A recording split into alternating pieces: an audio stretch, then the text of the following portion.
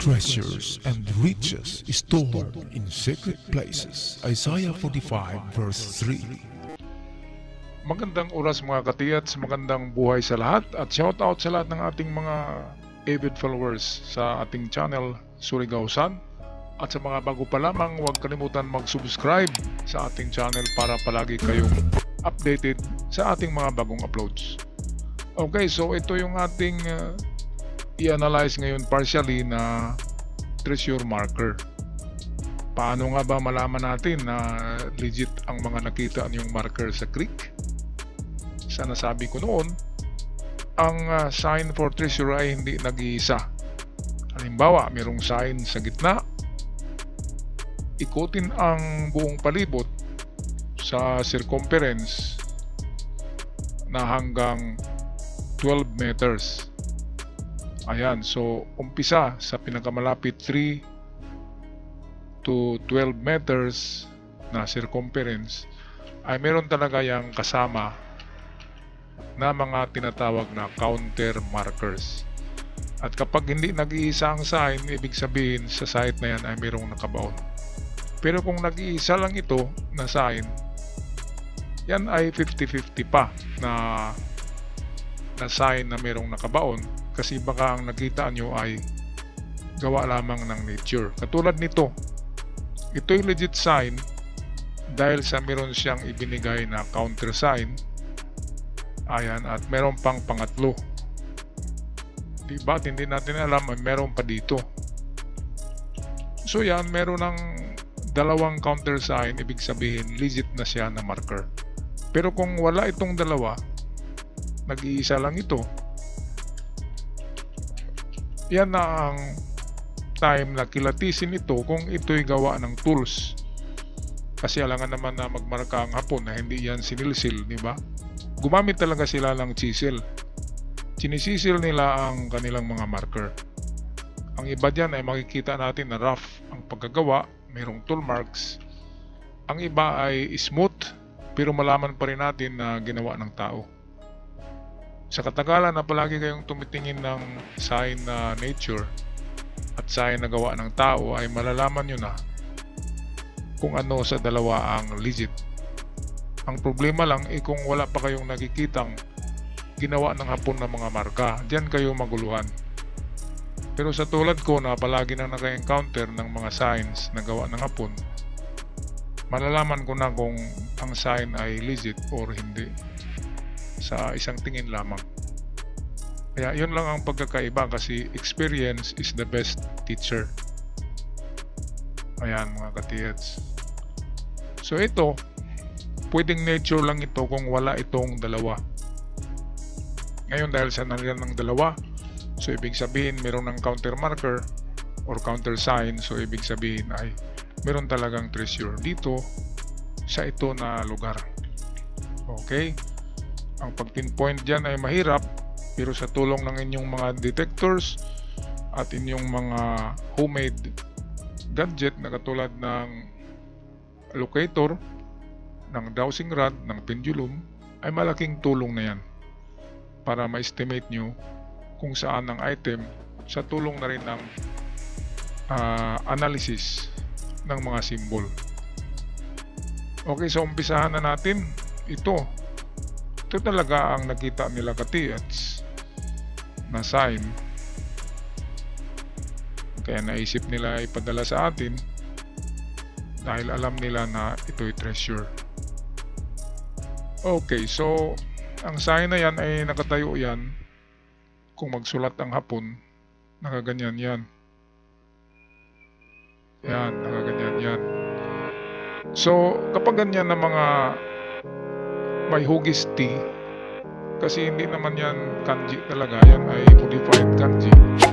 Anything na may parang T, kahit cross or parang T na forma na marka, ayan ay pertaining to treasure.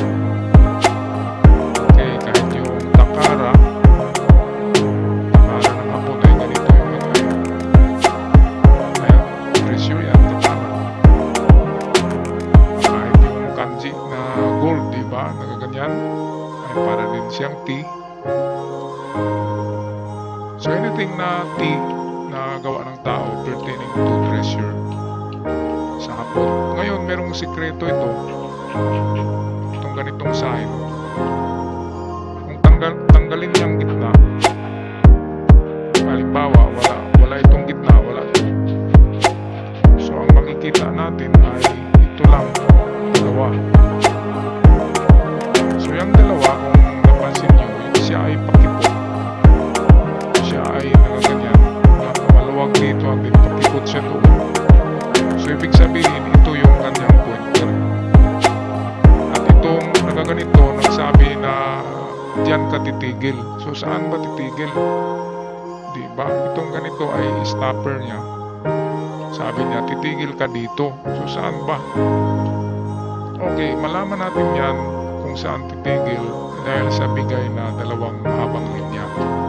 Ang dalawang mahabang linya na ito ay itong nakaganito na line. Ito yan, oh, ito, saka ito. Yung dalawang mahabang linya na pointer ay trail sign siya, ibig sabihin maglakad-lakad pa. At bawat isa niyan ay 10 meters. So we have 20 meters distance kasi dalawa yan. 20 meters yan. Ngayon tingnan natin kung saan ang 20. Diba? Ito ang tinatarget niya eh. So kung ito ay 20 meters, so ibig sabihin, kung 20 yan, ibig sabihin narito sa ito na portion. Lalo na mayroong sign dyan, no? Ito nakaganyan. Parang Y siya, lalo na. Ay meron ding parang litrang C. So kapag ganyan na marka, itong parang C na mababaw ay papunta yan dito na side. Ito.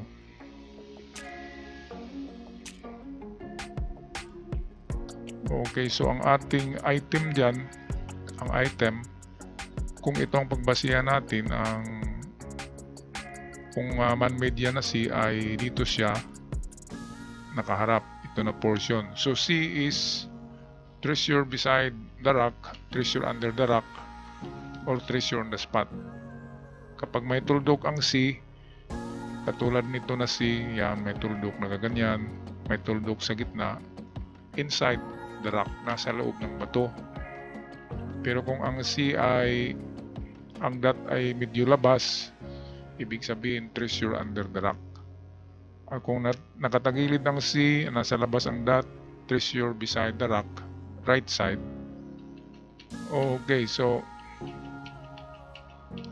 ito ang pagbasihan natin tong dalawang mahabang guhit kasi siya talaga ang legit na ano dyan eh. Siya talaga yung legit. Ito. Okay, so papunta nga siya. Lagyan natin ng arrow dyan. Ngayon, ang sabi ng stopper ay stop ka sa 20. So, saan ba dyan ang 20? Kaya sukatin nyo ito mga ka-TH. Sukatin nyo kung nasaan ang 20. Kung ang 20 ay lagpas pa sa bato, so ibig sabihin sa itaas. Dito banda. Ayan. Ngayon, diyan tayo pumunta dahil mayroon pang isang trail marker dito. Ito, dalawang guhit din yan, pero maiksi na.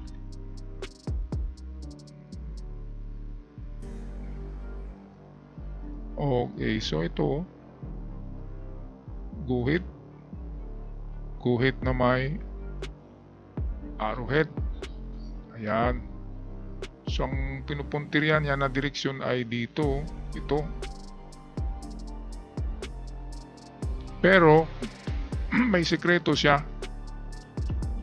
Kasi kung tingnan natin ang alignment nitong linya na ito at itong linya na dalawa dito, ito ay pareho. Pareho ang kanilang linya. So talagang ito. Ngayon itong isang linya dito, napansin nyo parang may arrowhead siya na ganyan. So yan na yung sikreto niya. So pwedeng dito or pwedeng diyan. So tama. Ito nga yung lugar kung saan nariyan ang item. Kasi itong dito, kung walang countersign to na parte, ay wala dito. Kung walang countersign. Pero pagdating dito sa isang turo niya, ay meron. So ito na area. Yan lang dyan. Yung palibot lang dyan. Ang maganda dyan ay wala siya sa tubig, di ba? Nasa lupa na siya.